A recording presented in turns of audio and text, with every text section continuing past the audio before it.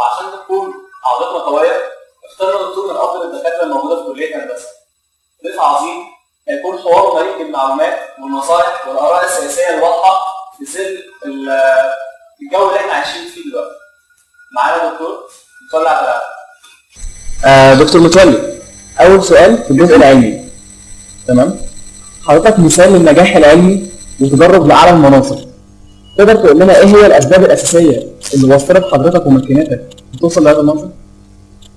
والله لاني متمسك اولا وثقه في البروكلين. يعني انا بعتقد ان اللي وصلني لهذا المكان ان ده تقدير ربنا سبحانه وتعالى. دي واحده اساسيه. لكن طبعا ما بيجيش هذا الكلام من فراغ، يعني مؤكد انه خلال وانا طالب كنت مقتنع تماما باني لازم اؤدي ما علي من حضور المحاضرات العلميه من الفصول الدراسيه، ويعني اقول الواجب اللي بيقوم بيه اي طالب اللي هو المفروض شيء طبيعي للتسليم لتنانين او خلافه يعني. بالاضافه لاني كنت مقتنع وده الجزء الاساسي في شخصيتي. اعتقد ان اكثر حاجه بنت شخصيتي انا شخصيا وقد تكون مختلفه، يعني خلت الكتاب بالضبط قد يكون هناك شيء مختلف عن بعض الزملاء، اني منذ عمر طفولي مش بس من الجامعه، وانا في الطفوله في الابتدائيه مشارك في جميع الانشطه التي لها علاقه بانشطه المرض. انا مقتنع تماما ان هذا المجال بيخلق نوع من المفروض نقدر نقول قوه الشخصيه، بيكسب مهارات كثيره بتمكنك من في اي وقت التعامل مع الاخر، وبالتالي كان شيء مفيد. ايه هي النصيحه اللي حضرتك بتديها للطلبه علشان يوصلوا ولو حتى الجزء من حضرتك؟ زي ما قلت لك ان المفروض ان هو اولا يتوكل على الله، وبالتالي المفروض ان هو يكون في جزء نقدر نقول كده ان يعني يكون قريب من ربنا بيعمل اللي عليه. يعني لازم يكون بر بوالديه، لازم يؤدي ما عليه من فروض طبعا ناحيه ربنا من عبادات دائره شويه، لكن في نفس الوقت لازم يكون مقتنع ان حضور المحاضره انا من وجهه نظري انه فرض عين، يعني انه مش فرض كفايه. يعني المفروض اذا كانت مصر فعلا الناس اللي فيها مقتنعه بدل الرغي الكتير عفوا يعني من ضد الثوره ولا ضد، بالعكس انا من اكثر الناس اللي شاركوا ويمكن شاركت بكل شيء، يعني حتى يعني غير تفاصيل انتوا كلكم تعرفوا انه شاركت من البدايه. صحيح ما شاركتش في 25 و 28 كان في امتحانات في الوقت ده وكنت بقوم بدوري هنا، ثم لكن ثاني يوم على طول 29 كنت موجود هنا. لكن انا شايف تطورات الاحداث ادت الى انه يعني محتاجه ضبط، محتاجه اعاده تفكير، محتاجه اعاده تقييم بحيث الواحد يقدر ياخد الاتجاه الصح. محتاج كل واحد المفروض انه زي ما بقول لك المفروض ان حضور المحاضره والمشاركه، اذا كان فعلا مش عايزين نتكلم كتير في التحليل، اصبح اللي بيتكلم اكثر من اللي جامد، اللي بيتكلم اكثر من اللي بيشتغل، اللي بيتكلم ما راحش الارض زراعيه يفلح ويزرع زي الفلاح، ما راحش المصنع، ده كلهم عباره عن وعفوا يعني اصحاب الكلام سواء كان اعلام او صحافه او غيره، كلهم حقوق انسان رغي كتير بدون انتاج. اللي عايز يشتغل يستطيع انه يشتغل، وبالتالي المفروض ينتج وبالتالي نتقدم. ولذلك الطالب رقم واحد حاليا في الفتره اللي احنا عايزينها حضوره علشان نتقدم ويطلع عندنا خريجين على مستوى عالي ينافس اسرائيل، ومش هزار، ينافس اسرائيل في المرحله اللي جايه وينافس الدول الغربيه مش افضل مننا. لابد من الحضور في المحاضرات ولابد من تطوير التعليم، وطبعا منظومه التعليم محتاجه عده اشياء، منها الوزاره وتقديمها لبرامج تعليميه جيده، والطالب المتلقي لابد ان يصبر على صعوبه المفروض التعليم الموجود، بحيث ان الحضور ده اكيد لازم على المدى الطويل هو في مهبط هذه البلد. عميد كليه هندسه جامعه بني سويف، استاذ دكتور الهندسه الانشائيه جامعه القاهره، عملتها ازاي؟ لا دي مثال بسيطه ما تستغربيش قوي. اولا انا من الاصل استاذ في هذه الكليه ولن اتنازل مع الاحترام الشديد لبني سويف. انا استاذ في كليه الهندسه جامعه القاهره، ولو خدوني من كليه الهندسه عامل زي بالظبط اللي خدوا السنه كان المهم. انما لها ظروفها، يعني هندسه بني سويف او نادي بني سويف جاءت الظروف في فتره الانتخابات للعماده هنا، وكنت انتوي الترشيح لعماده كليه الهندسه جامعه القاهره، ولكن لظروف شخصيه لن اخوض فيها قررت الابتعاد قليلا عن بعض الانشطه اللي كنت بقوم بها في الكليه قليلا، لان يعني زي ما تقولي كده واخد على خاطري من بعض الحاجات، فلم اتقدم للترشيح. ولكن سبحان الله اراد ربنا انه يعني يرضيني ففجاه وجدت رئيس جامعه بني سويف في نفس الاسبوع بيكلمني بيقول لي انه الزملاء الاساتذه في كليه هندسه بني سويف رفضوا تعيين اي حد من بينهم، فقال لهم اقعدوا وحاولوا تختاروا حد انتوا عايزينه. فهم قعدوا عملوا اجتماع. انا مش من هندسه بني سويف، لكن الزملاء اللي هناك كلهم يا اما مروا عليا تلاميذ هنا في هندسه القاهره، يا اما في مرحله البكالوريوس، يا في مرحله الماجستير، يا في مرحله الدكتوراه، وبعضهم خريج العاشر من رمضان، بعضهم خريج معاهد اخرى. كل هؤلاء بالمصف قعدوا وتم الاتفاق والتوافق على اختيار اسمي بالاجماع على انه عايزين فلان.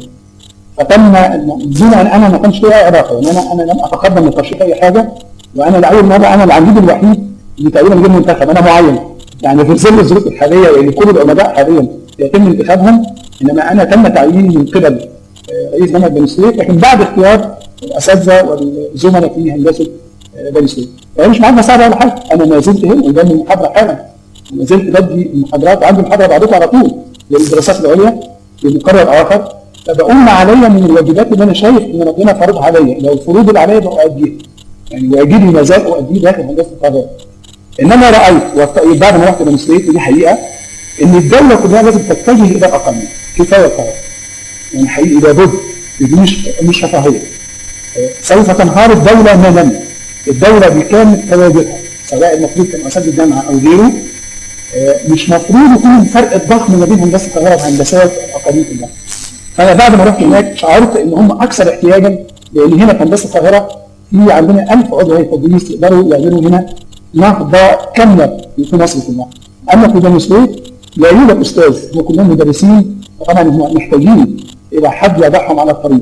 الطلبه اللي هناك معلش يعني في منتهى النشاط عندكم، لكن مش لاقيين امكانيات، مش لاقي شركات تدعمه زي ما انتوا بتدعوا هنا، مش لاقي ظروف اطيب من هنا، مش لاقي هذا الفراغ. بالليل الدنيا الكهرباء بتقطع، مفيش ميه، عندهم ظروف صعبه جدا.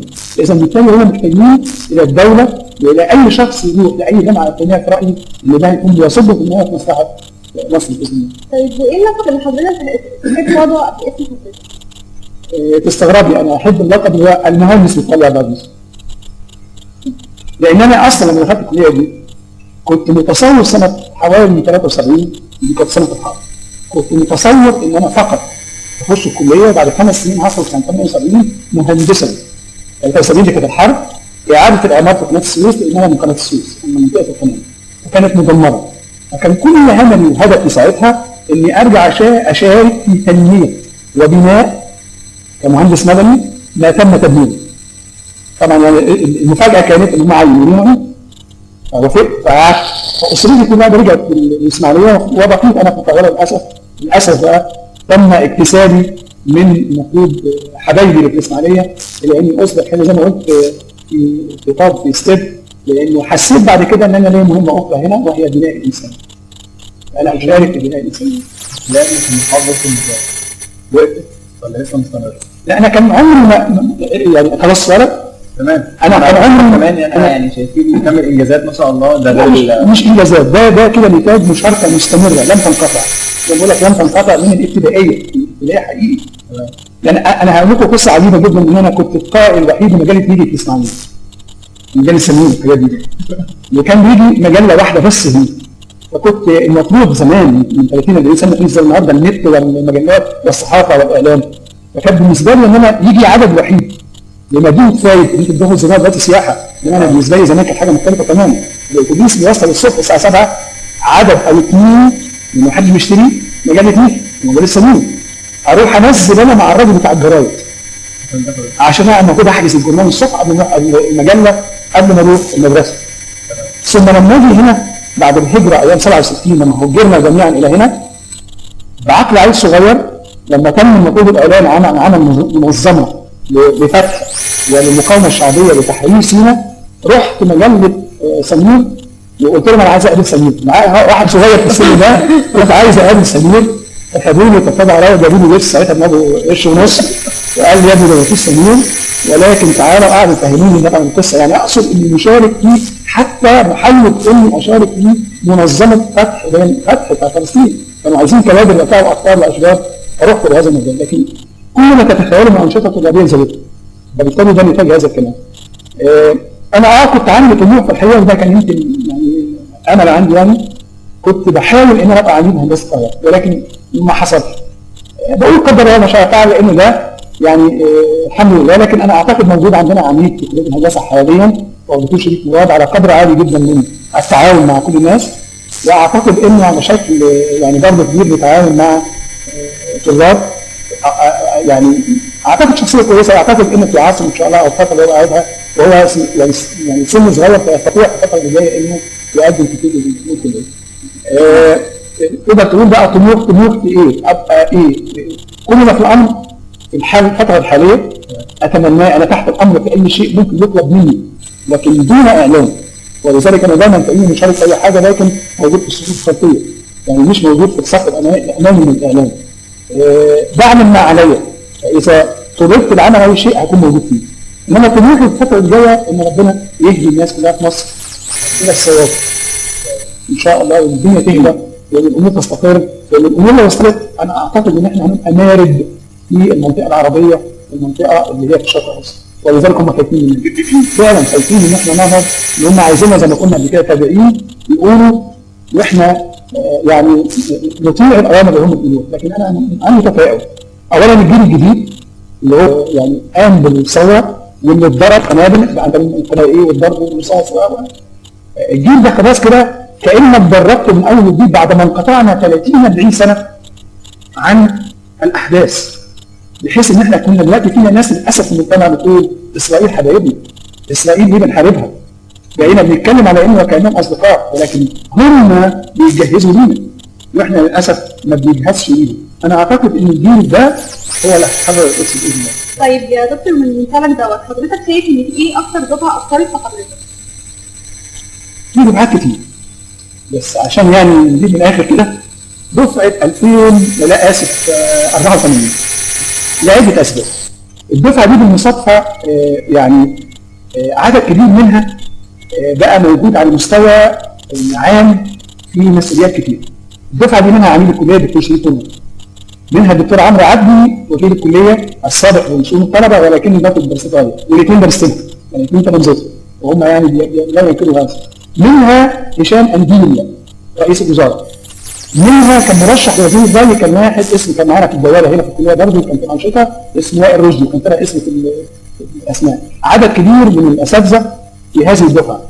الاخر بقى الدفعه دي عايزه عليا لان مراتي دفعه 84، فطبعا شيء طبيعي لازم اعتز بدفعه 84. طيب حضرتك بتتوسم فين في دفعه 2016؟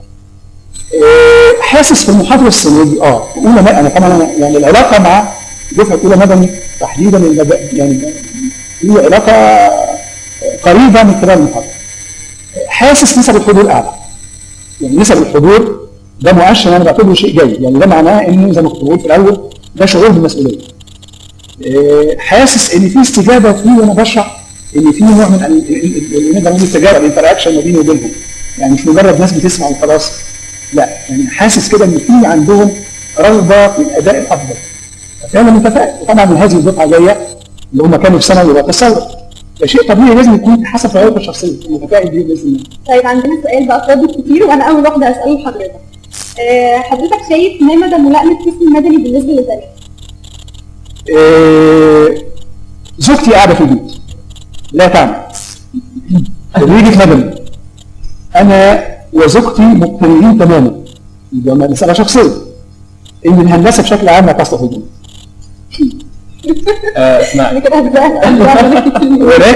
ولكن طبعا يعني لو في ضروره، واحيانا بيبقى في ضروره انه هي البنت الوحيده في اسره ولا بد ان تعمل ولا بد ان يعني قد تكون حاجه بالشكل. مفيش مانع انها تكون موجوده في الابحاث، وقوف بنت في مدني في وسط في تسليم حديد تسليم وسط عمال يعني هتشخط فيهم هيشخطوا فيها ويرموها فوق السطح.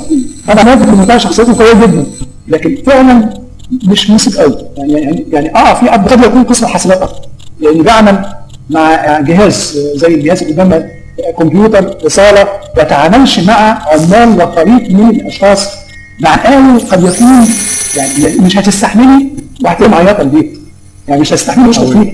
فهو فعلا مش معنى كده ان البنت انها اقل من الولد في العلم ولا في العقل ولا في الذكاء، لا اطلاقا، بل على العكس، يمكن يكون في كتير من البنات اذكى منه او اكثر تفرغا، ذاته اكثر، يعني مش مقياس، لكن هي فعلا طبيعه الشغل مش كده بتاعت الشغلانه بتاعت قسم ميكانيكا، قسم بتوع حديد بترول، لما يروحوا اخر الدفعه يقولوا هروح في الصحراء في سفاجه ولا في منصه بترول في المتوسط، مش طبيعتنا كرامه. طبيعتنا كمجتمع اماكن مهن اخرى غير الهندسه. ازاي في الوقت الحالي في الظروف اللي احنا فيها دي مصر تقدم مهندس مدني ناجح يقدر فعلا بمشكله المرور والسكن الحديد والطرق والكباري والكلام ده؟ بص، هو البرامج التعليم الموجوده في كليه الهندسه جامعه القاهره وبقيه الكليات اللي هي على مستوى الجمهوريه كمان، اللي بيسموها اللائحه، المقررات انت بتاخدها اللي هي بتوصل الى مقرر في السنه. هذه المقررات المفروض انها فعلا بتصنع مهندس طبقا للمتطلبات العالميه. ينقص المهندس في الحكوميه تقدر تقول بعض المهارات اللي هي البشريه. ده الجزء الوحيد اللي ناقص، لكن الحمد لله المفروض خلال السنوات اللي فاتت بدات تنشا في بعض كليات الجامعه كلها عموما اللي هي المجموعات العلميه زي بقيه المجموعات الاخرى زي ستيب وخلافه، وهذا مجرد مشاركتك فيه اكيد بتنمي مهاراتك البشريه اللي بتخليك انك تكسب مهاره التعامل في مجموعات. اتفرجت على انك ازاي تعمل، يعني انا بتصور ان هو ستيب في مجلس اداره فيه انه يبقى مجلس اداره شغل، يعني في رئيس مجلس اداره دلوقتي بقى عارف المفروض امتى يقرر وامتى يجتمع مش عارف مين وامتى يروحوا يجيبوا ايه، يعني اصبح في تدريب اللي مش موجود في البرامج التعليميه.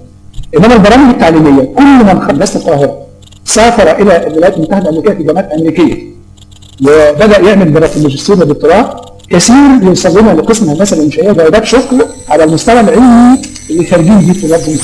كان لا نقص في العمليه الايه؟ البرامج نفسها. انما طبعا هي مشكلتنا في الاعداد الكبير. الكبير ما بيديش فرصه او مساحه ان احنا نتكلم زي مجموعه كده علميه مع بعضها هي 200 يقدروا يعملوا اللي هم عايزينه. زائد بقى طبعا مطلوب منظومه التعليم الابتدائي، ما هو طبعا بتصب في التعليم، مش مفروض التعليم المفروض الثانوي والابتدائي قد يكون على التوقيت.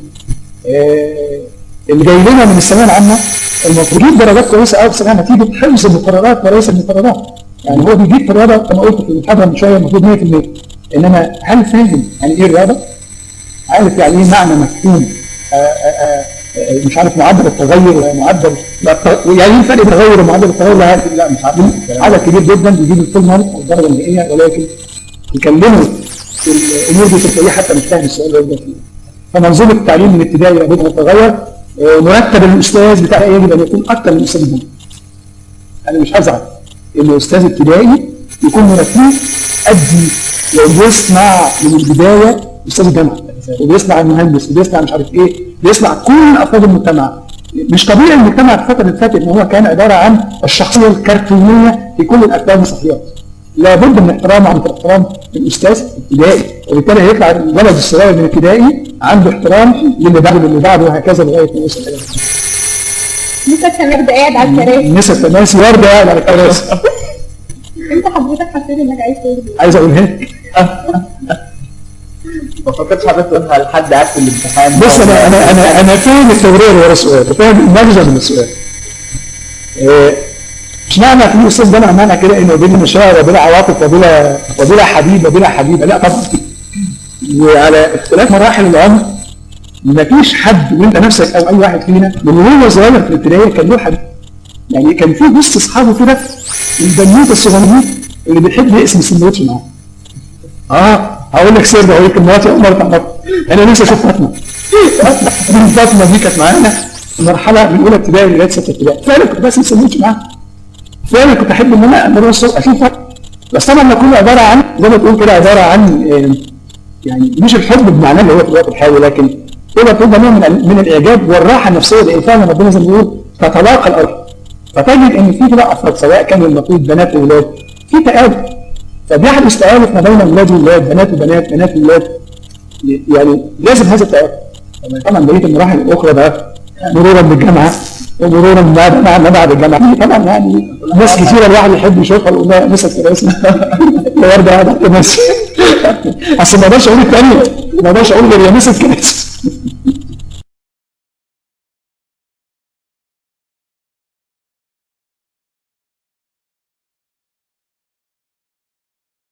رأي حضرتك في الأنشطة الطلابية الموجودة دلوقتي، وخاصة من شوية إن حضرتك قلت إن حضرتك مسكت شوية نشاط مثلا من صغر حضرتك ما مسكتوش، فأنا عايز أعرف رأي حضرتك دلوقتي.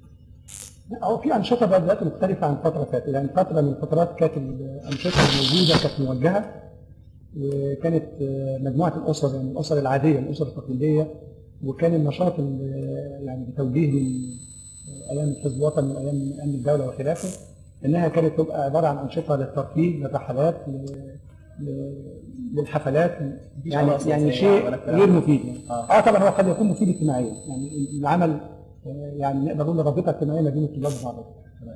وما كانش في على فكره برضه تجارب مع الاساتذه، يعني كان نجد الطلبه او الطلاب في اي قسم او حتى مجموعه من الاقسام لوحدهم بيقوموا بهذا النشاط، لكن ما فيش اصلا نقدر نقول في حد من اعضاء التدريس.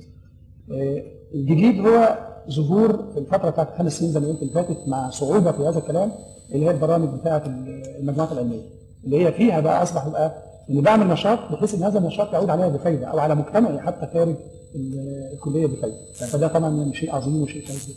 في حاجه كمان، حضرتك دلوقتي انت راعي النشاط اس تي بي، تمام؟ اشمعنى اخترت اس تي بي بالذات؟ لا مش انا اللي اخترت، هو اللي اختارني. تمام.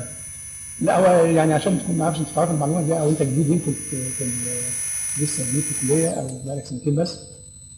لا كان الدكتور علي عبد الجواد، ما اعرفش حضرتك انت تعرفه ولا لا، وقبل منه الدكتور سيد كاسب. اول ما بدا النشاط معاهم اسره ستيب او مجموعه ستيب كان الدكتور سيد كاسب ده لمده سنه، ده من قسم استاذ من قسم الميكانيكا. وبعدين الدكتور عادل عبد الجواد اللي هو مستشار وزير التعليم ورئيس لجنه اعضاء التدريس جامعه القاهره سابقا، قعد برضه سنتين معاهم تقريبا، وبعد كده لظروف كل منهم يعني ساب وما كانش في حد او في فرصه لحد تاني. انا بما اني كنت مشارك في عدد كبير من الاسر قبل كده، ف يعني زي ما تقول جات لي بقى، يعني هم بيدوروا على حد، فعجبني النشاط، عجبني الفكره، وعجبني ان هم جادين في النشاط وان هم عايزين يعملوا حاجه لنفسهم لبلدهم. انا طبعا يعني ده قريب من شخصيتي، فطبعا شيء طبيعي ان انا استجبت اليوم، فبقيت استبداوي فوري. مش بس كده، انا حولت البيت كله استبداوي، يعني كل البيت عندنا والاسره كلها استبداويه، مراتي استبداويه، بنتي استبداويه، يعني كله دخل في ستيب بشكل او باخر، بحيث ان هم حتى حاجتهم بيخزنوها عندي في البيت، يعني فاصبح عندي مخزن ستيب. ولذلك تقريبا يمكن حتى بقيه المجموعات الاخرى ما اظنش في تجاوب معاهم مع الاسر المختلفه دي، بحيث ان اللي بيشرف عليهم بيحضر معاهم ويشاطرهم مثل انا اشاطرهم. فهم لما بيلاقوا مني هذا الكلام بيشتغلوا اكتر، فبالتالي بيزداد انتاجهم وبالتالي الانتاج بيبقى اكتر. وزي ما حضرتك دايما بتعلمنا بكل فعل رد فعل مساوي له في المقدار ومضاد له في النتيجه. كان بيبقى ايه رد فعل حضرتك على المواد الدراسيه الصعبه؟ زمان ولا دلوقتي؟ زمان وانا طالب يعني. طبعا يعني كل واحد عندنا على فكره في عنده ميول، يعني في حتت معينه بيبقى الماده دي صعبه بالنسبه له وواحد تاني تبقى سهله. اصعب ماده كانت زمان واتشالت من الكليه دلوقتي اسمها الهندسه الوصفيه، اللي هي عباره عن جزء صغير في الرسم ده.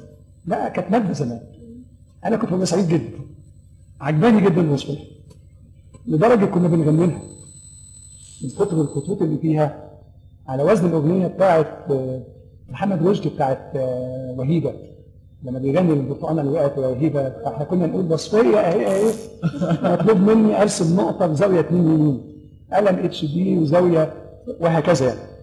فانا بالنسبه لي كانت سهله جدا، بالنسبه لزمان التانيين كانت صعبه جدا، فدي مساله نسبيه. انا بالنسبه لي ايه الصعب؟ المواد الادبيه. ما بحبش او يعني ما اعرفش احفظ. فانت لما تجيبي لي بقى مقرر كده مطلوب مني ان احفظ فيه الجيولوجيا مثلا، الماده الوحيده اللي كنت ساقط في نص السنه كانت الجيولوجيا. فسقطت، وكمان كان الماده الامتحان كان من النوع اللي هو بتاع ام سي كيو، بتختار والاجابه الغلط تشيل الصح. فكنت جايب بالماينس وعملت امتحان عادي، بس جبت جيد جدا في الاخر، يعني اخر السنه طبعا جبت جيد جدا.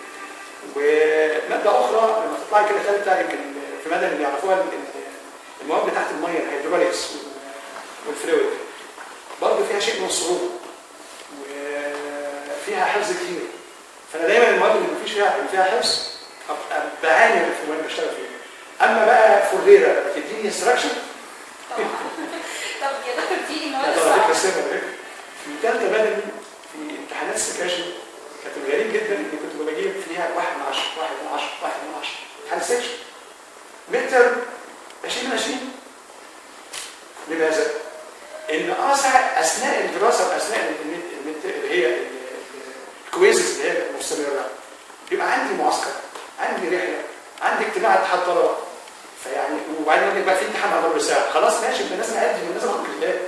يعني ما بسيبش الفرصه في ان انا اخد اي فرقه الدرجه.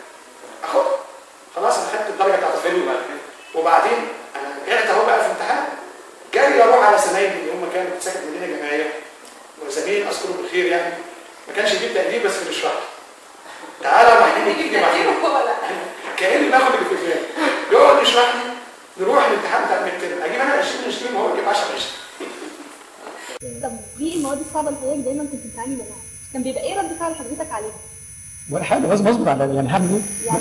ما بودي فيه. اصل في ناس كتير في الوقت المعاصر لا يعني في ناس ما بتستحملش، يعني انا واحده من الناس بيجي لي حاله اكتئاب لما لا بصي هي بالظبط كده جرعه لازم تاخديها، وهذه الجرعه مش بمزاج الكليه. يعني احنا لما بنيجي نحط لائحه عشان نحط كليه مش بنحطها على مزاج الطالب. يعني في ايام الثوره كده الطلبه قعدوا نغير اللائحه. نغير لائحه ايه؟ انت جاي هنا منتج، انت مش صاحب قرار. انت عباره عن رو ماتيريال جاي لنا من ثانوي يعني بنشكلك وبتيجي عندنا نشكلك، فاحنا بنشكلك طبقا للمتطلبات المطلوبه في السوق. نقابه المهندسين حتى شروط، لو الشروط دي نقصت ما ياخدكش نقابه، ما تخشيش نقابه. يبقى لازم المقررات اللي انت تدرسيها فيها عدد من الساعات مقررات انسانيه، عدد من المقررات علوم اساسيه، رياضه، فيزياء، كيمياء، طبيعه وهكذا. لازم علوم انسانيه، تاريخ ومش عارف ومدخل هندسه، وبعد كده في انسانيات اخرى وانت داخله مع كل، لازم في عدد ساعات لا يقل عن كذا. ثم كمان عدد ساعات للمقررات التطبيقيه، ثم مقررات في التخصص. اذا ما هياش عشوائي يحط لائحه. فلما العيال قلبت في الثوره تقول لي حط اللائحه، انا هبحث تحط لائحه ايه؟ هو في حد عايز يبقى مهندس وبيجي يحط اللائحه على مزاجه هو؟ شيل الرياضه بقى، شيل الفيزياء، شيل لا طبعا. طيب وايه رد فعل حضرتك في حاله الاحباط واليأس؟ انا الحمد لله ما عنديش يأس، يعني او يعني مش هقول لا خالص، ولكن اول مره يجي لي يأس فقط، انما لحقني من وقت ليله انتخابات الاعاده بتاعت شكلي فقط. اللحظه دي اللي كانوا وصلوا الى الحد الاقصى من الرشوه والاكاذيب وعملوا كل ما يمكن ما يستطيعون. والواحد كل ما يسال بعض الناس مع انه كان متصور ان ده شيء مستحيل، انا من وجهه نظري يعني مش متصور انه يتم انتخاب واحد من النظام السابق بايا كان، بغض النظر انا يعني عن شخصيته هو كشخص، لكن نرجع واحد تاني من النظام اللي قامت له الثوره ده شيء غير معقول وغير مقبول ايا كان الطرف الاخر. فجالي احباط. ان انا من الحاجات الكويسه ان انا زرت الحمد لله من الناس المؤمنين جدا، فقالت لي ما معناه يعني وفين الثقه بربنا. رحت قايم فاتح اللابتوب تاني وفاتح تاني ومنزل بقى مجموعه صور زي ما كنت شغال عشان احمس الناس تانية انها لا لازم نروح ولازم ما نقطعش، لان كل مقاطعه عملناها صوت الطرف الثاني. فدي مره من المرات القليله جدا اللي انا كان جالي فيها احباط، لكن اي حد طبعا يعني المفروض ممكن يجيب احباط، لكن احد الحاجات اللي المفروض اللي تخلي الواحد ما يوصلش بالاحباط هو انه يكون قريب من ربنا. الايمان بالله. دلوقتي هناخد شفت كده من الجزء العلمي بعد ما خلصناه للجزء الشخصي. دلوقتي لو مش بصينا في قائمة الشهداء هنلاقي اسم مصطفى متولي عبد العزيز. كلنا طبعا يعني اسمنا الدهشة طبعا. فازاي حضرتك في وسط كل الحزن ده تقدر فعلا توصل لنا المعلومة، تبتسم، تضحك، تهزر، كلام كله؟ مفيش شك ان انا يعني اب، لكن زي ما شويه قلنا ان احنا يعني الرجوع الى الله، احنا يعني علمنا انه توفى واحنا بنفسر، ان احنا اصوات في جو تاني خالص، وعلمنا انه توفى من خلال امه انها حست بهذا دون ان تعلم ان هو كان موجود في الماتش. كنت سليم وبعضكم جاي يعرف القصه، كانت رجله مكسوره وكانت في جبس، فذهبنا اسوان ما خدناهوش معانا هذا السبب، وسيبناه عند بيته كالعاده يعني في اي حاجه زي كده. فهو كسر الجبس وراح. والدته وقت الماتش بالظبط كنا في احد المعابد في معبد اسمه شكومونجو، يا رب ناسي اسمه، ادفو، معبد ادفو. طلبت مني نقعد نسبح ونقول سبحان الله ساعه الشمس اللي هي اسرار المساء، ونسبح ونذكر وندعو. وفوجئت انها عماله تقول دعاء لمصطفى تحديدا ان ابتدى ربنا يعني اللهم اني استودعتك مصطفى الذي لا تضيع معه ولا ابدا. الشيء ده ما لفتش نظري الا لما نزلنا تحت وبدانا نتعشى، فاذا قالوا ان في وقتها كان قالوا ان في حاجه 50 مش 74 توفوا، فسادت الاكل كانت مصابه قلب ام ملوش تفسير من قلب ام شعر لان جزء منها كده. كان رد فعلنا على طول زي ما بتقول الايه في سوره البقره من بدايه الجزء الثاني او في بدايه الجزء الثاني فعلا او يعني بعد صفحه منه، لما يكون ما معناه يعني انه اذا يعني اي عبد اصيب باي مصيبه انه يقول ان لله وانا اليه. احنا قلنا فعلا هذا وتوكلنا على الله وكان لازم ننزل. انا رد فعلي كان ممكن يكون لان انا زي ما قلت لك قريب من الطلاب وقريب من الانشطه الطلابيه وقريب من الولاد كلهم، اني شايف رد فعلي قدامي لاني قريب من الاحداث. انا فاهم ان هذا الحدث مقصود به ان الناس تنزل الى الشارع لاقامه فوضى في البلد. ولذلك كان موقفي على طول لازم يكون صح، لانه دعوه ونصيحه كل من يحب مصطفى انه ما تنزلش محمد محمود. لان النزول مره اخرى لمحمد محمود معناه 74 يبقوا 75 76 ومش هتنتهي القصه. وان احنا كان لازم نفوت عليهم الفرصه اللي هم عملوا القصه دي. اللي عايزين الفوضى تعم البلاد بحيث ان المفروض العسكر يفرض الاحكام العرفيه ويعود لها. الخطه كانت واضحه ولكن غير مرئيه للشباب الصغيرين عايز ياخد طب مصطفى وعنده حماس. طب حضرتك شايف ازاي ان احنا نقدر نجيب دلوقتي حق مصطفى في ظل الظروف الان؟ انا اعتقد ان الدكتور محمد مرسي هيجيب حق مصطفى. انا واثق جدا في هذا. انا واثق في هذا. هو قال حقه في هذا. انا واثق في الراجل قال حقه في هذا. واثق في هذا. الامر هيكون مختلف معانا عن الفتره اللي فاتت. الفتره اللي فاتت كانت كل الادله بتوسع اللي فات. وكان عندنا نائب عام كلنا متفقين انه كان يعني عليه علامات استفهام كثيره وهتبدا تظهر هذه العلامات الاستفهام، فبالتالي كانت بتدار الدنيا قضائيا بشكل عليه علامات استفهام كثيره. وما نقدرش نقول القضاء فاسد، لكن ما نقدرش كمان نقول ان القضاء 100% سليم. لا طبعا زي اي فئه في المجتمع فيها كده وفيها كده، ولكن عندنا نماذج يا جماعه، احنا عندنا نماذج واضحه وصريحه عماله المفروض تفسد المجتمع بحجه محكمه دستوريه وبحجه دستور، وهم عمالين بيصنعوا ما يريدوا ان يصنعوه زي ما عملوا كده انتخابات مجلس الشعب وهم عارفين انه باطل وهيبقى باطل. المفروض دول يتحاسبوا لان ده بتاع قانون. لما يحط قانون بايظ، انا لما اعمل عماره وقعت بايظه وكانت انسيب ووقعت بخش السجن. طب دلوقتي الدستور اللي احنا انتخبنا عليه اللي هو تم استفتاءنا عليه وتم المفروض الاستفتاء عليه وتم انتخاب مجلس الشعب عليه ده طلع باطل، مين عمله؟ لازم يتحاكم زي بالظبط ما لازم يتحاكم. لابد ان يحاكم، لابد ان الملايين اللي صرفوا في انها يتحاسبوا عليه. اللي احنا بعد شهرين طلعوا لنا رسالة وقالوا لنا هم نفسهم ده باطل بالظبط. يعني انا اديتك ثقتي وقلت لك روح حط هذا المفروض القانون اللي انا اشتغل عليه، تحط قانون عشان بعد كده نيجي على مزاجك تخليه واللي انت عايز تمشيه مش منطقي. فطبعا انا لما عرفت القصه بدات تبقى في تظاهرات وبدات تبقى في الكلام ده. ما انكركش انا فعلا مريت بفتره صعبه جدا. انا عارف ولاد دلوقتي في بيننا انا ومصطفى كده علاقات كده معانا كده لما يجي موقف منهم عين الدم او ابقى عايز اعيط مع الناس ومش قادر اعيط ومش قادر اللي مش عايز اشوف. مش ممكن في المحاضره دي كمان بعيط، يعني لازم اشوف سينما قوي. فبالتالي لاني عايز ابقى مثال دي كان لازم ابقى قوي. الحمد لله قدرنا انا وزوجتي ندى معانا كمان خدنا هذا المعنى. يمكن ما ظهرش كتير على فكره في اعلان اخوه اللي هو علاء، لكن بيشتغل من تحت لتحت من غير ما يبقى موجود يعني. لكن ندى الحمد لله اظن كانت بتنزل مصيبات وتنزل تقف في وقفات ايام الانتخابات وهي واقفه مش هزار والله ما هزار. كانت ماسكه المذكره بس مجرد مذاكره سهله شويه يعني. ماسكه الورق بتاع المفروض الامتحان بكره وهي ماسكه الصوره بتاعت لاري شفيق والناحيه الثانيه في ايديها الورق اللي فيه مذكره بتذاكرها. واقفه كده بتذاكر وبتحفظ وواقفه وتاني تروح تذاكر وتاني تروح تذاكر. فخدنا منهج ان على عاتقنا ان احنا لازم نبقى مثال يعني ما نستسلمش. لا يمكن الاستسلام. زائد ان الحياه لازم تستمر. يعني عمر الحياه ما هتتوقف عن موت فلان اي كان فلان. مصطفى ابني عارف. مصطفى ابني عارف. ما سمعش. لو حضرتك عايز تقعد مصطفى 3 شيء اوعدني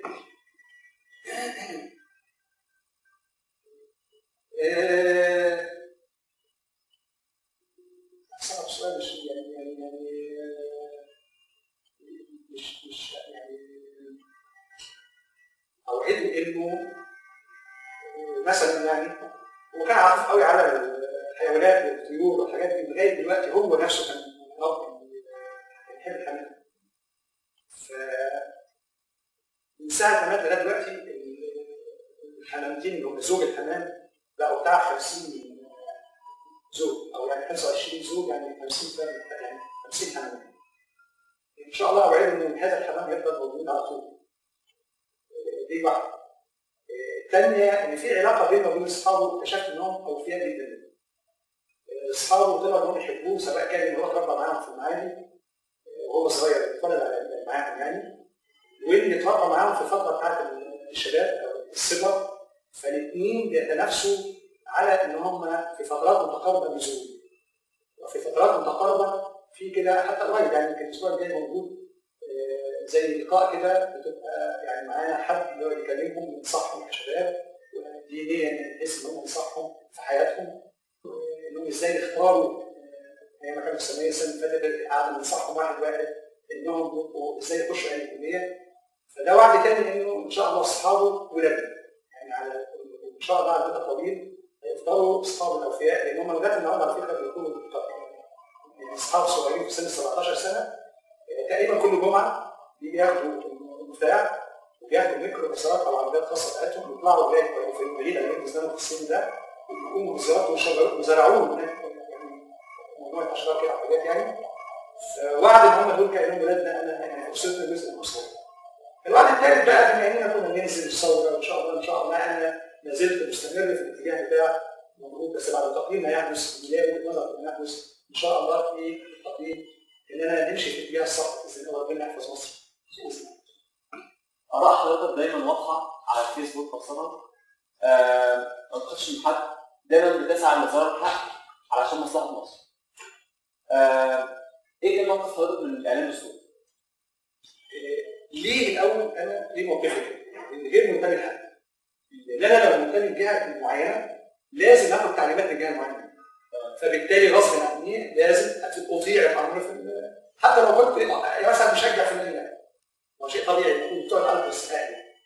انا هنا برد على ايه؟ اللي بيتكلموا على مثلا الاخوان المسلمين ان هم مطيعين للمجتمع في اي فئه في الدنيا كده، ما اي فئه ليها رئيس، بتوع الستات. لو قالوا رئيس الستات بتاعنا النهارده هنعمل كذا، مش بيقولوا كلهم؟ شيء طبيعي في اي مجموعه من المجموعات التي لها فكر معين، في شخص معين بيلقي التعليمات والجميع المفروض ما دام هو مقتنع بهذا الفكر يطيع. اما اذا كنت مش مقتنع بهذا الفكر فبخرج من هذه الجماعه، هاخد من الست، مش عاجبني اعمل كده.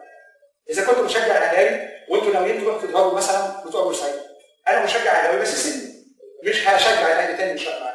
تمام ولا لا؟ لكن طالما انا مقتنع بالفكر بتاعك اطيعك. هتقول لي تعالى روح برج العرب ونمشي مش عارف كام كيلو، اروح. انا لاني من زمان لست في الحزب الوطني، لست في الاخوان المسلمين ولا اي تيار، لا من قبل ولا من بعد، ده بيديني حريه الحركه في ان انا اقول اللي انا عايزه في الوقت اللي انا عايزه. زائد اني زي ما بيقولوا كده وانا عميد هندسه الدستوريه، انا مش ناصر الخطوه اللي جايه ان انا ابقى رئيس جامعه. انا سايبها اذا كان في قدر يجي منصب اخر وربنا مقدره اهلا وسهلا، لكن اني لن اسعى. ولذلك ابقى في اي مجلس جامعه او في اي حوار في الغرف المغلقه تقريبا اكثر الناس اعتراضا، مش بقى بالباطل، اعتراضا بالحق، لاني بقول الكلام ومش هاممني. هل يا ترى هيخلوني تاني ولا يمشوني بعد السنه؟ مش فارقه خالص. لو قالوا لي مع السلامه مع السلامه. عشان كده بقول رايي من وجهه نظري من منظوري يعني. انا مقتنع تماما من ساعه ما بدات وسئلت منكم انتوا على الفيس يا ترى هترشح مين؟ قبل ما كان يكتمل عدد المرشحين للرئاسه كنت بقول مش قادر. وكانت اكبر غلطه في مصر ان الناس تقوقعت حول حازم ابو اسماعيل وله انصار. البرادعي وله انصار. عبد صباحي وله انصار. ابو الفتوح وله ايه؟ انصار. للاسف ده كان اكبر شيء خرب مصر. المفروض الشيء الطبيعي ان انا كنت اسيب نفسي خالص ما تقوقعش ولا اي حاجه الى ان تظهر القائمه الاساسيه اللي هي قبل الانتخابات باسبوع. خلاص انا عرفت المرشحين الاخرين، اقارن ما بين برامجهم. المشاركه بتاع حازم يقول لي تعالى لاني خلاص قلت انا بتاع حازم، بقيت مكسوف قدام زمايلي اللي هم معايا مع حازم احسن جرى ايه؟ يعني يعايروني، يعني بلغه يعايروني احسن ليه ما جيتش؟ بقيت مرتبط للاسف بكلمه شرف غصب عني عايز اقول، لكن للاسف لو انا كنت سبت نفسي زي ما أنا عملت كده في اخر لحظه الناس سالتني بقى لما ظهر الشاطر بدأنا نظهر بقى خلاص القائمه بدات تظهر رايك ايه؟ قلت انا بختار الشاطر خلاص. لماذا؟ لان الفتره القادمه لن يستطيع ان يقف وسط كل التحديات دي شخص من المفرد. هيفشل الحكيم والبلد وابو الفتوح واي شخص هيمسك مصر في المرحله اللي جايه ما لم يكن له ضغط. الجهه الوحيده اللي فيها مرشح له ضغط عنده كوادر، عنده اساتذه جامعه يقدروا يعملوا مستشارين، عنده ناس تقدر لو حصل اي مشاكل بتسنده، عنده مثلا زي ما قلنا يوم الانتخابات، اشمعنى هم اللي اعلنوا النتيجه قبل غيرهم؟ عندهم مجموعه كبيره جدا موجودين من الاتصالات وعندهم المهارات بتاعت الاتصالات والبرامج واساليبهم كده بحيث انه يؤدوا هذا العمل. امسك قناه 5 عفوا قناه 25 دلوقتي مع انه عمرها كله على بعضه ما يتعداش سنه شويه، قارنها لما تتفرج عليها بالنسبه لقنوات اخرى حتى اسلاميه، يعني انا قارنها مش بلاش بالقنوات الاخرى، بالقنوات الاسلاميه هتجد قناه الحافظ لسه جامده، قناه مش عارف ايه جامده، انما اللي باقي فيها ديناميكيه هي قناه الاخوان المسلمين. اذا معنى لماذا بقى؟ لانهم على مدى طويل اتحاربوا كتير قوي، فانت عمال تحارب فيهم هم فبيضطر لكل فعل رد فعل، فهو عمال اذا بالتالي جاهز في كوادره وبيبقى جاهز اللي جاي. عشان كده انا لما طلع الاعلان الدستوري المكمل او المكمل ولا الاخراني؟ لا الاخراني. انا شايف طبعا المفروض ان هناك مؤامره، انا شخصيا شايف ده انه في هناك مؤامره ضد الدكتور محمد مرسي كرئيس جمهوريه، وبين حاليا المفروض التهزيء اللي فيه. اي رئيس هذا الذي يكتب له على الاصل بتاعه كل هذه العبارات المفروض المخجله. فيها انا لسه شايف لفظ المفروض انه يتقال مكتوب كده ما معناه انه مش هيجيبك غير نسوانك. بيتقال الكلام ده فين؟ ده في انهي لفظ؟ انا بعتذر طبعا لكن ده مكتوب ومكتوب اسوء منه كمان. هل ممكن كان يقدر واحد من الاعلاميين اللي كانوا عمالين يقولوا يا فاشل يا فاشل لمده اسبوع اسمه ايه ده عمرو اديب يا فاشل يا فاشل بمعدل ساعه في البرنامج يقولها مبارك؟ اذا بالتالي المفروض واضح ان هناك حرب شديده لاسقاط هذا الرجل. لماذا؟ هناك اعتراض وفي نقد. انا موافق ان يكون في نقد ويكون في معارضه، ولكن معارضه بالاسلوب الصح. انا بدات اسيب التحرير بدءا من لما لقيت التحرير بدا يبقى فيه من ايام مرسي زمان، لما بدا التحرير يشتم. الثوره على فكره في اولها 25 28 ما شتمتش مبارك، واتحدى واحد يجيب لي فيديو بيشتم فيه حسني مبارك. الثوره كانت بتهتف وكانت بتقول حسني يا طيار جبت منين 70 مليار حقيقه، لكن ما تقالش يا ابن ويا ابن. اول ما بدات يبقى في شتيمه لطنطاوي بغض النظر الاتفاق عليه او الرفض، اول ما بدا يبقى في سب للام وللاب، قلت لا لازم اخد بالي، لان كده معناه ان بدا يبقى في اشخاص قليل التربيه. الثوره مش معناها ان انا لو كان في محاضره انت زعلان مني، الثوره مش معناها انك تقف تشتمني، الثوره معناها انك تقف تقول حقك بالحق وبالقانون، وان احنا نتناقش وتجيلك حقك، او ان احنا نلجا الى جمله اخرى وهي العبيد، ان احنا تقول بتولي غلطان لا اعمل كذا بهذا الطريق، لكن انك تقف تشتمني وسط المحاضره دي اسمها فوضى وليس صلاح. ولذلك انا مقتنع ان اللي عمله مرسي كان حمايه الثوره. هل يتوجب على الدكتور مرسي انه يعتذر بعد الاحداث الاخيره اللي حصلت مصر؟ ما نقدرش نقول انه يعتذر، ده رئيس الجمهوريه يا اخوان، ده رئيس الدوله. انه يعتذر من مين؟ ما انت جاي تشتمني، يا ريت انك انت جاي تكتب، انت لو وقفت على رصيد التاني من القصر كان يبقى معقول، لكن انت في الاعلام عمالين ناس عمر عفيفي في امريكا عمال يقول والفيديو موجود يا جماعه اقتحموا مستنيين ايه؟ واضح المؤامره. وممدوح حمزه هو كمان بيقول يا جماعه ده سقط شرعيته، وبتوع القضاء كمان ناس ثانيه اللي سكتوا خلاص، مش قال التهاني الجبالي انه ليست له شرعيه دستوريه؟ انا سكتت ليه؟ بعد ما ولعت الدنيا وخلت ان يخش في دماغك انه ماليش شرعيه دستوريه؟ سكتت اهي. مش كانت بتقول ان انا هطيره؟ ما اقلتهوش ليه؟ يبقى اذا معنى كده انه كلامها غلط. للاسف عملوا المصيبه وسكتوا، يبقى ده معناه ان هم مدانين في شيء عليهم وفي علامات استفهام كتير. فاذا بالتالي انا مقتنع ان في مؤامره ضخمه، وعشان كده كان رايي انه الاصطفاف اخواننا حوالين مرسي. مصطف معارضه للقوى لغايه ما تمر الدنيا ثم نتعارض. الراجل لو كان ديكتاتور، هل في ديكتاتور في الدنيا يحل مجلس الشعب ولا عايز يجيب مجلس الشعب؟ هو دلوقتي في ايده كل الصلاحيات ولا لا؟ اذا هو بيجيب مجلس الشعب علشان مجلس الشعب اللي هيجي ده بعد اللي هيجي هو ما يقدرش يشيل مجلس الشعب. اصبح من السلطه دلوقتي لازم يلجا الى الشعب، والشعب اذا قال لا هو يستقيم.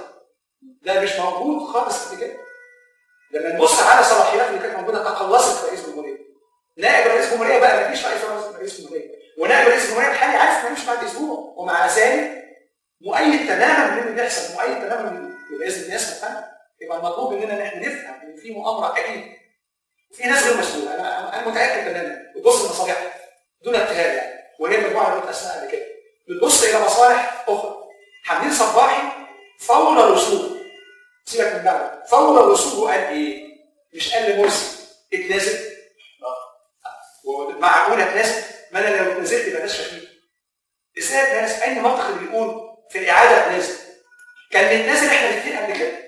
يعني قبل ما تتم الانتخابات بتاعت ال 13 واحد انا وانت، مش عشانك انت خسرت تقول لي انا اتنازل، وما دام انا ما اتنازلتش تقول لي انت عدو. عدو ازاي؟ كلام مش منطق. اذا بالتالي واضح ان حمدين صباحي خد موقف مش مفهوم ومش معروف هو بيعمل ايه. وفي اطراف طلعت بره وجت وعماله تطلع بره تيجي، وناس تروح دبي وترجع، وناس تروح لندن وترجع. مش مؤامره؟ في مؤامره اكيد. لكن للاسف بقى اللي انا شايفه ان موجود شباب صغير مش واخد الصوره على بعضها، بيبص على كادر، بيبص على كادر، بيبص على الكادرات كلها. لازم ابص على الفيلم كله على بعضه اللي هي الاحداث وما قبلها وما بعدها يبقى عشان افهم النفس. فانا مؤيد تماما له وضد انه يحدث، على العكس تماما. احداث الاتحاديه الاخيره، هل حضرتك موافق ان هي زي ما بيقولوا كده مؤامره من مكتب الارشاد ولا مؤامره من اللهو الخفي اللي بيسموه برضه دلوقتي الخط يعني في اللحظه الاخيره بعد التجمعات اللي كانت موجوده قدام الاتحاديه مع الضغط الشديد كان الشرطه مشيت منع الحدوث من حدوث النار. مش هنقول ان هو مش هقول نظريه المؤامره وان هم متواطئين، لا اقول ان هم ايه عشان الصدام. اصبح دلوقتي المسؤول عن الاسرى هو مين؟ رئاسه الجمهوريه. من وجهه نظري الغلبانه الضعيفه يعني العبد لله، اعتقد ان الاخوان المسلمين كانوا قاصدين حق من للدماء ان هم يكون عندهم بدلا ما تبقى ولع زي سوريا. النظريه اللي بقولها ايه؟ وهي ان لو كان اي بني ادم، وده اللي كانوا عايزينه، اظن احد المذيعين مش فاكر اسمه، قال انا نفسي النهارده واحد يموت. انا نفسي واحد يستشهد. مش فاكر مين هو. قد يكون عمل هادي، انا مش فاكر، بصراحه مش فاكر مين هو. ده معناه ان هم كانوا في انتظار واحد يموت بس عشان يعيد، لانه الخطوه الجايه ده كده انت خلاص ده هيبه الدوله، دخلنا للخط الاخير. في كل دول العالم في واشنطن القصر الجمهوري او البيت الابيض على الارض في خطوط مرسومه لا تتعدى الخط ده. لو تعديت الخط ده الخطوه اللي جايه هيترمي قنابل بالجاز. لو تعديت الخط اللي بعده هيبقى في خرطوش. لو تعديت الخط اللي بعده في ضرب بالنار مفيش فصام. ده في الديمقراطيه في امريكا. احنا هنا تعدينا كل الخطوط وقفنا فين؟ الخطوه اللي جايه هي ايه؟ هتنط. ايه اللي هيحصل؟ يا اما انك هتخش وتعمل فوضى، يا اما هتتضرب بالنار. هتتضرب بالنار. في كلا الحالتين مصيبه.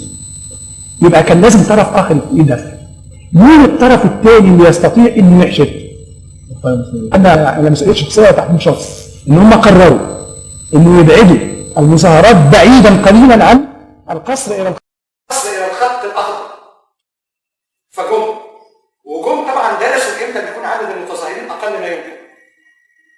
بالصدفه انا شاهد عيان، مش كنت هناك، ولكن بالصدفه كنت راجع من بني سويف مرورا من خلف قصر الاتحاديه، طريق السويس اللي يعرف مصر الجديده بيجي من طريق بيعدي لغايه روكسي لجسر السويس، ووصل احد العملاء اللي كان بيعاين فيه عندنا عشان يدينا المفروض اللائحه الجديده بتاعت الكليه.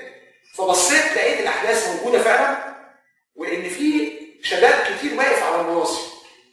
فافتكرت نزلت تتفرج. لما رحت البلد عرفت ان هم دخلوا ما كانش في ضرب، ما كانش حد بيجري ورا حد. في نفس اللحظه اللي هم فيها الاخوان المسلمين واضح ان هم لما جم الطرف الاخر جه وقفوا على النصر. التانيين لو كانوا، انا اعتقد والله اعلم، لو كانوا فضلوا كانت هتبقى اسلاميه، يعني سلميه. بمعنى ايه؟ قاعدين بس مع بعض حبايب بس ما حدش قرب للتاني. هم جري. الجري ده بيدي نوع من النشوه للطرف الاخر. كاني اتصلت. ايه الخطوه اللي جايه كرد فعل ما دام كل فعل رد فعل؟ اشيل الخير. شال الخير، مفيش حد موجود، ما حدش اتضرب، محدش اصيب، لم يؤذى اي حد، ولا في بنت ماتت، لانه اتشاع ايه؟ اتشاع ان في بنت مسيحيه ماتت. وكل الفيسبوك ان في بنت مسيحيه ماتت. وطلعت بعد كده اتصلت وطلعت انها ايه؟ لم تكن موجوده اصلا. بس ليه بنت مسيحيه؟ اولا بنت عشان تخاطب النشوه وتخاطب النخوه بتاعت المصريين، ضربوا بنات. فاللي مالوش في الثوره هينزل. نمره 2 مسيحيه علشان كمان المسيحيين تنزل. اذا اختيار حتى يعني خلينا اذكر ان لما اتقال بنت مسيحيه مقصود يا ناس انزلوا اضربوا. تمام؟ فاذا بالتالي انا في رايي ان المفروض اللي حصل على الاتحاديه كان لابد من ابعاد الطرف الاخر. ابتعد بس بالاشاعات الناس كتبت ووصلوا للعادات اليوم. في نفس الوقت كانوا قدام بعض واللي يرجع للفيديوهات اللي قدام بعض وفي شرطه من بينهم. مساء عند الاشتباكات الشرطه خرجت. ليه خرجت الشرطه؟ انا سمعت ليه؟ وقالوا لهم ان في عربيتين تانيين ايه يقفوا كمان ما كانش في عربيات تانيه. وكأن في طرف عايز قدرت هنضرب. حصل. اكيد ما بقوا في طرفين في عركه في طرفين قدام بعض. شيء طبيعي اي حد هيشد اي حد هتأثر فيه اشتباك. اشتباك الطرفين جري فاذا بالتالي بدا يحصل حتف طوب. حتف طوب ماشي. ايه اللي جاب رصاص؟ والرصاص من يجي فين؟ انا شفت فيديو بيذيعوا معتصم دمرداش على الهواء ورجعوا له هذا الفيديو مكتوب ما بيقولوا فيه وعمال يتكلم ويحمس فينا اهو ضرب الناس على الهواء اصيب وقع. ببص على الفيديو تلاقي الملامح مش واضحه. يعني مفيش ملامح ايه تطلع منها ولا تقدر تبين مكاننا فين ولا يافطه ولا اي حاجه. ما هو كلام عشان تشوف انت الصوره بتاعته. لكن لسه وعشان بعد كده بتشوف فيديو بتحدد ازاي. تجد في الفيديو ده في عمود نور ورجعوا. عمود النور الموجود ده متوصل له الكهرباء باسلاك هوائيه، يعني سلك من عمود لعمود. هذا الكلام مش موجود غير في الاقاليم وفي سوريا. لان هات لي هنا عمود نور في الجيزه ان في عمود نور بنوصل من عمود لعمود بسلك. هتجد 4 اسلاك طالعين كده اللي هو عباره عن 4 فرق بتوع الكهرباء اللي هم الارضي وموجب 220 230 200 ورا بعض موجودين ماشيين من العمود ده للعمود اللي بعده. دي بقى ما ياخدش باله ايه اللي عايز يبص يشوف. ده معناه ايه؟ هل معقول عند اصل الجمهور عند الاصل الاتحاديه اللي فيه بيجي كل الناس بالعالم اللي في مصر الجديده ارقى حي في الجمهوريه يكون فيه عمدان النور متوصله باسلاك كهربائيه بالشكل ده؟ ارجع لهذا الفيديو. ده معناه ان الفيديو ده ايه بقى؟ مدسوس. اذا بالتالي اللي كان بيذيع الفيديو ده اصله ايه؟ الناس اللي بتضرب في بعضها في مؤامره. اذا بالتالي الناس نزلت. ده في وجهه نظري المفروض اللي نزل الاخوان المسلمين الناس بتعيب عليهم بس انا من وجهه نظري الغلبانه كانوا نازلين يحموا الثوره زي الارض. مش عايزين الناس الثانيه تتضرب لان مع اول قتيل هنبقى سوريا. دستور اللي اين يذهب صوت حضرتك؟ انتوا عمالين تفرقعوا قنابل فيا الله اعلم اللي هيحصل. الديناميت شغال. بس دي وجهه نظر يعني قد يكون موجود حالا دلوقتي يختلف او ما يختلفش. يعني كل واحد هو مقتنع مش مقتنع. الدستور انا شارك مش مش بوضع الدستور ولكن من يريد انه كان يشارك باي طريقه من الطرق في الاعتراض او المشاركه في الصياغه او اقتراح متن الدستور او في اقتراح نظام حكم او كان يستطيع ان يشارك. شكل الاول المفروض اللجنه التاسيسيه ورفضت. ماشي. تم المفروض الاعاده وبداوا يشكلوها تاني وحصل عدم توافق الى ان هدد المجلس العسكري هتشكلوها ولا شكلها؟ فرضت رضيت جميع القوى اسلاميه اخوان وسلف والليبراليه بكافه طوائفها ومسيحيين. الجميع وافق والجميع بقى اسمه موجود والجميع رشح والجميع وضع اسماء احتياطيه. خلاص؟ يبقى المفروض في اللحظه دي كده اتفقنا نلعب مع بعض. ما ينفعش بعد ما نبدا نلعب لمده 6 اشهر تيجي تتسكت. ده لعبه ايه؟ المفروض في الاخر ما دام توافقنا وبقى في لجنه وفي تصويت المفروض اي لجنه تصوت بنصوت بالاغلبيه واي حاجه في الدنيا التصويت بالاغلبيه. فوضع الدستور وكان ممكن انت كان ممكن تروح وتطلب ان انا اروح مجلس الشورى واحضر حاجه اسمها لجان استماع. انا حضرتها بصفتي الشخصيه بصفتي استاذ رحت من خلال نادي الحته الرئيس، قدمت طلب وقلت انا عايز اروح ورحت وناقشنا باب الحكم، نظام الحكم، واقترحنا واحنا قاعدين، وكان بيكلمنا ناس من اللجان الموجوده، وكنا بنشوف اللجان، كنا نطلع نبص كده عليهم. اللجان موجوده في قاعات زي السكاشن كده، كل لجنه شغاله في وقت واحد، لان هم في ناس تقول ان المفروض لما قالوا ان الدستور ده خد مش عارف كام 1000 ساعه، لما نضرب 300 لما قالوا في عدد المواد ما مش محتاج مش عارف يجي مليون ساعه. ما هو بلد مش سيريس، مش على التوازي، مش على التوالي، كله شغال مع بعض. احنا ناقشنا، احنا قلنا، اعترضنا، انا اعترضت انا شخصيا وقلت ان نائب رئيس الجمهوريه ناقصه شويه حاجات، فترد عليا ساعتها لان راي نائب رئيس الجمهوريه لسه ما خدناش قرار كلجنه نخليه ولا لا، بس احنا مخليين في المسود ده بعض المواد لربما الناس يعني هم في الاخر يعني يوافقوا على انه يبقى في رئيس جمهوريه، لو شاف رئيس الجمهوريه نائب رئيس الجمهوريه يشيلوا هذه المواد. اذا المناقشه هتاخد في مواد اخرى طلبنا تعديل كلمه لان تفرق الكلمه، زي بأخذ راي او بعد اخذ راي، تفرق جامد. زي مثلا ما بعض الناس تقول تعيين، يعين رئيس الجمهوريه او يختار رئيس الجمهوريه. لا، اي موظف في الدوله لازم يعينه رئيس الجمهوريه، لكن بعد كده يعينه طبقا لايه؟ طبقا للقانون، القانون اللي هو قانون التفصيل بتاع الكلام ده. زي اي حاجه، مشايخ الاصل مين هيختاروا؟ مشايخ الاصل، شيخ الاصل هيختاروا مشايخ الاصل، هم يختاروا، بس مين يصدر القرار الرسمي المرسوم؟ رئيس الجمهوريه. نفس الكلام نادي اعضاء التدريس، الاساتذه يختاروا رئيس الجامعه، بس مين يصدر القرار بتعيين؟ يبقى اذا يعين.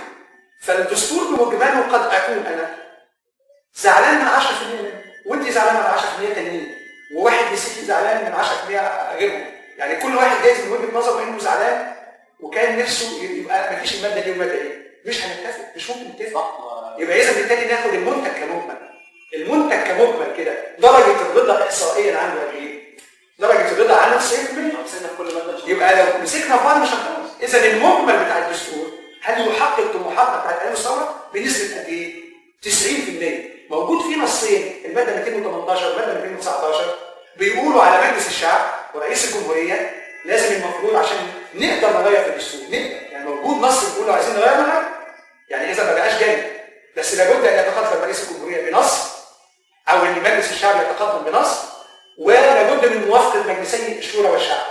الاثنين لو واحد فيهم ما وافقش خلاص. افرض رئيس الجمهوريه عايز يحط حاجه لصالحه يرجع يقول عايز ابقى عندي مش مرتين 3 مرات، او مثلا يبقى رئيس ما لا نهايه، هو هيقترح، لكن هيروح لمجلس الشورى هيقولوا هيروح لمجلس الشعب هيقولوا هينزلوا للشعب، لا يمكن يصدر بعد كده تقرير الا بالاستفتاء، مفيش مشكله. اذا لو كان عندنا خلاف في بعض المواد يمكن تعديلها، مفيش مشكله خالص. يعني حضرتك دلوقتي صوتك طبعا رايح طبعا. طب تنصح ده رايي الشخصي، انت حر ما تريد، لكن انا الشخصي. حضرتك تنصح الطلبه بايه طيب؟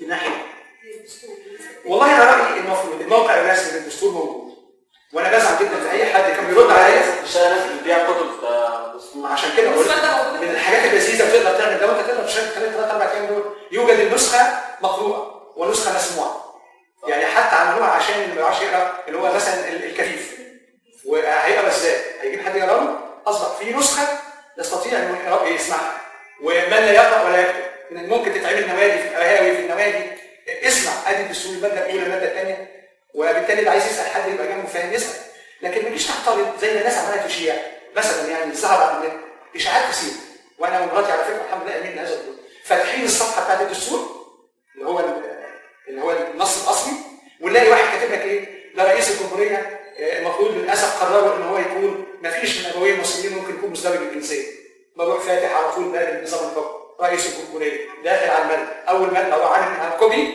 واروح داخل عليه كوبي بيست، يا عم ادي نص الماده ارحمونا بقى، ارحمونا بلاش اكاذيب، انا نفسي ينقض والله العظيم ما في مشكله في النقد، لكن ما تقولش كذب، يعني بلاش في الاعلام تقول كذب حرام، يعني ليه تشوه على الناس؟ قول النص انا مش عاجبني في كذا، بس اكتبه واحكي وقول اللي انت عايز تقوله. النص اللي ولع الدنيا اخيرا ايه؟ وكان مطلب سوي ان كوادر الحزب الوطني ولجنه السياسات ومن اشترك في مجلس الشعب والشورى الاخير كان مزور ما لهمش حق مزاوله المفروض المشاركه السياسيه لمده 10 سنين، هو ده اللي ولع الدنيا، وبالتالي ظهرت الاسلحه والشرطه مش بريئه من اللي بيحصل، يلا مش مسجلهم، والشرطه مش بريئه، وبالتالي المفروض بعضها طبعا يعني، لكن المفروض انا برضه ما زلت رجوعا الى فتره او سؤال قبل كده، كل ثقه ربنا. اللي نجح الست، اللي ما كانش ناوي يبقى رئيس جمهوريه، اللي اثر على نفسه خيرة الشاطر، وزق خيرة الشاطر يعني هو مش عايز ولم يرضى، فشطب الامر خيرة الشاطر ظلم بقضيه ملفقه، يعني كانت لازم تسقط مع الثوره، وبالتالي كان المفروض يفضل، لكن طبعا القضاء شطر، فمفيش حل غير جه الستيب ونمره 13 اللي هي نحس وفاز. على ال 13 اللي بقالهم 6 اشهر قبل منه بيعملوا دعايه، يبقى ده معناه ان ربنا استجاب لدعوتنا يولي من يصلح. ثم الرجل بدات تبدو عليه علامات التقوى والايمان وعدم السرقه، والراجل مش عايز يروح القصر لغايه النهارده، والراجل مش عايز يحاكم حد، وابنه بيشتغل بره اجير زيك، ما جابوش يقدر يجيب، واخته ماتت وهي في المستشفى العام الزقازيق، لازم نعقل كل الامور دي. يبقى الراجل ده مش ديكتاتور، ولما بقى ديكتاتور لمده اسبوع علشان يحمي الشرعيه السوريه. الاداء السياسي الثوري لم ينجح احد. تحب تقول مش بالظبط، لا ما تقدرش تقول لم ينجح احد. لا، في نسب نجاح من بعض، بس للاسف اللي صوته معانا اللي هو ظاهر قدام الناس، اللي بيمتلك الاعلام. يعني انا مثلا يعني ما كنتش ثوري الى الدرجه اللي كشايف بالنسبه وقدمت شهيد. هل الاعلام استضافني بالكلمتين دول؟ محجور عليا اكيد. هل ممكن قناه من القنوات اللي هي المفروض القنوات اللي عماله تبص السم تسمعني حتى لو كان رايي غلط؟ اليس ده حجر على الاراده؟ ففي ناس في نماذج كثيره مؤكد نجحت بنسبه او باخرى، لكن للاسف ما عندهاش طريقه للوصول الى الاعلام عشان تتعرف.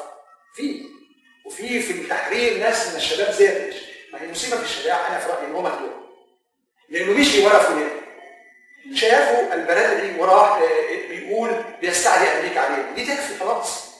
مش هقول ثاني، بس اقول يا جماعه بيستعدي الغرب علينا، عايزنا تبقى زي اسرائيل زي العراق، يبقى ده خلاص ما ينفعش، متشكلين مع كل العظمه بتاعته.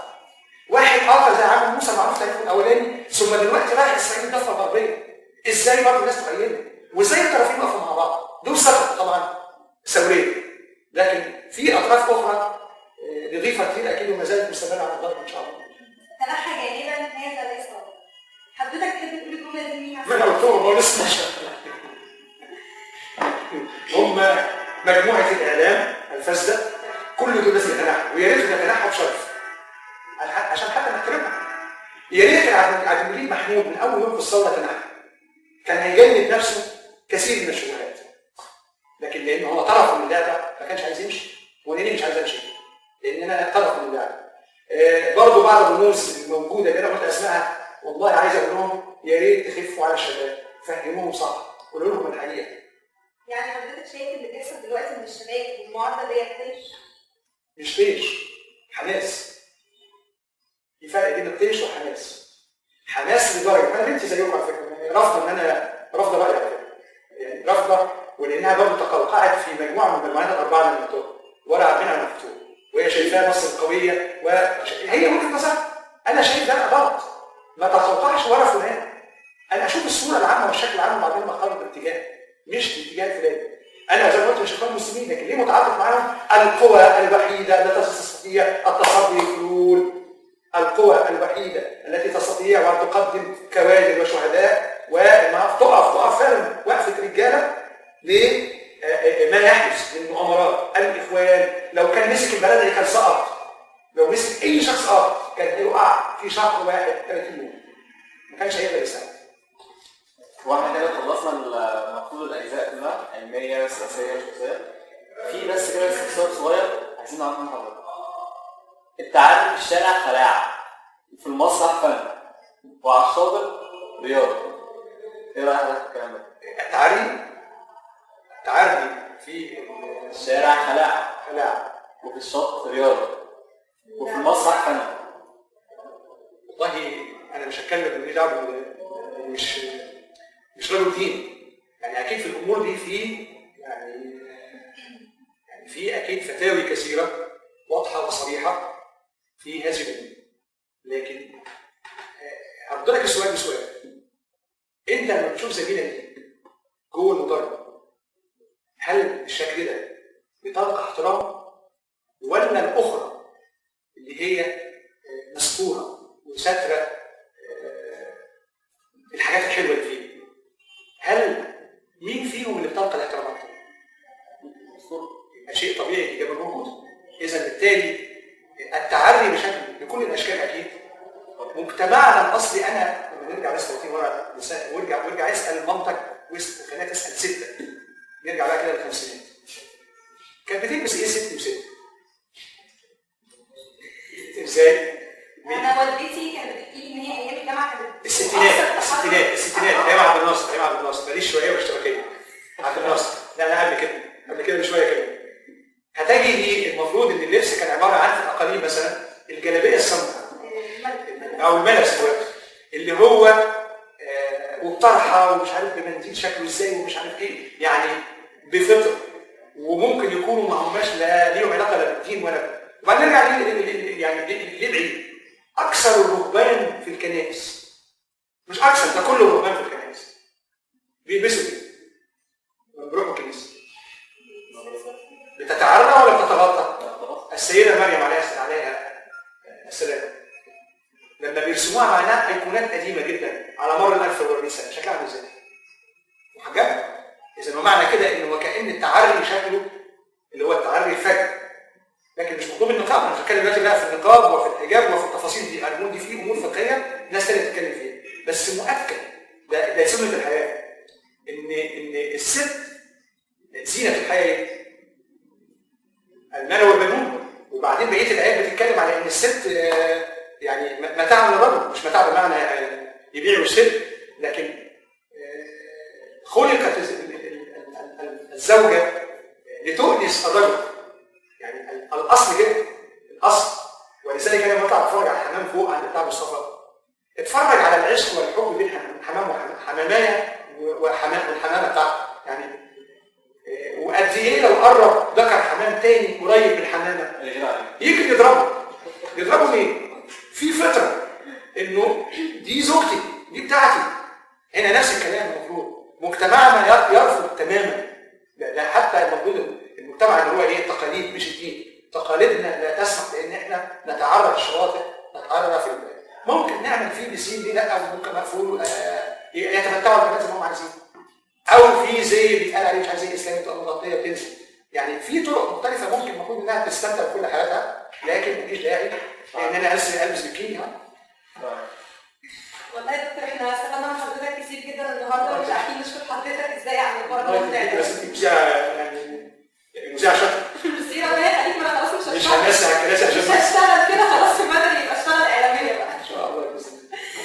احنا مش عارفين نشكر حضرتك ازاي معانا النهارده، بس يا رب نكون وضحنا لكتير من الناس بعض الحاجات اللي كانت بتدور في اذهانهم وضحناها واكشفناها النهارده من خلال الدكتور متولي، وان شاء الله يكون لنا حوارات اكتر وتكون اقوى من كده. شكرا لكم، تمنياتي بالتوفيق دايما في اي نشاط. شكرا.